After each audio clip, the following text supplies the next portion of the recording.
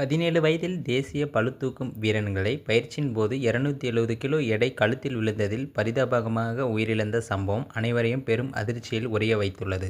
ராஜஸ்தான் மாநிலம் பைக்கானர் மாவட்டத்தைச் சேர்ந்த தேசிய பளுதூக்கும் வீராங்கனை யாஸ்டிகா ஆச்சார்யா தேசிய அளவில் பல்வேறு பளுதூக்கும் போட்டிகளில் பங்கேற்று பதக்கங்களை குவித்துள்ளார். இந்நிலையில் நேற்று யாஸ்டிகா வழக்கம் போல் ஜிம்மில் பளுதூக்கும் பயிற்சியில் ஈடுபட்டிருந்தார். அப்போது அவருடன் அவரது பயிற்சியாளரும் உடன் இருந்தார். யாஸ்டிகா சுமார் 270 கிலோ எடையை தூக்க பயிற்சி செய்து கொண்டிருந்தார். அப்போது எதிர்பாராத விதமாக எடை அவரது கழுத்தில் விழுந்தது. இந்த சம்பவத்தில் யாஸ்டிகாவின் கழுத்து எலும்பு முறிந்தது. யாஸ்டிகாவை காப்பாற்ற முயன்றதில் பயிற்சியாளருக்கும் லேசான காயம் ஏற்பட்டது. அங்கிருந்தவர்கள் உடனடியாக யாஸ்டிகாவை மீட்டு மருத்துவமனைக்கு சிகிச்சைக்காக கொண்டு சென்றனர்.